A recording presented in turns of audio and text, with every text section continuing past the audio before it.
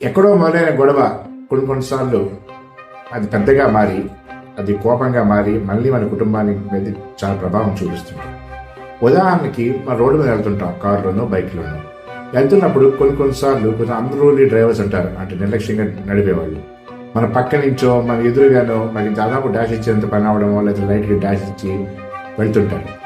అప్పుడు మనకి పిచ్చి కోపం వస్తే అసలు కోపం నశానికి ఎక్కుతుంది.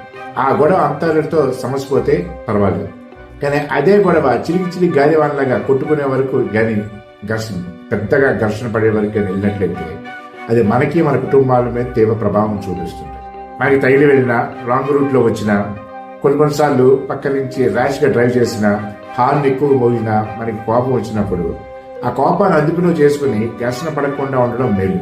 చాలా మంది ఏంటంటే తమ గొప్పతనం చూపించుకోవడానికో తమ పవర్ని ఎగ్జిబిట్ చేయడానికో అనవసరం ఘర్షణ దిగుతుంటారు.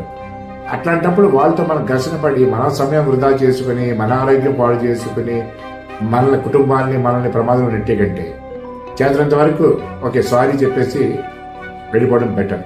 అదే మనకి పెద్ద ప్రమాదం జరిగింది అనుకోండి, మనకి వెహికల్ యాక్సిడెంట్ అయింది, మనకి గాయపడితే ప్రతిఘటించడం తప్పు లేదు. కానీ ఈ స్వల్ప వివాదాలకి మన ఘర్షణ పడకుండా అంటే సారీ చెప్పేసి మన తప్పు కాకపోయినా, ఎందుకంటే మన టైం వేస్ట్ అవుతుంది, మన ఎనర్జీ వేస్ట్ అవుతుంది, మన మూడ్లు పాడైపోతాయి.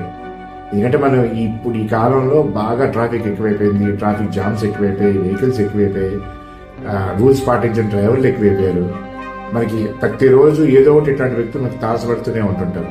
వీళ్ళందరితో మనం ఘర్షణ పడుతూ వెళ్దాం, వీళ్ళతో మనం ఘర్షణ పడి ఈ రోడ్ రేజ్ లో ఇన్వాల్వ్ అయ్యే బదులు మన తప్పు కాకపోయినా చిన్న చిన్న విషయాలకి మనం సారీ చెప్పేసి మన పని మనం చేసుకోవడం మనకి మన కుటుంబానికి మంచిది.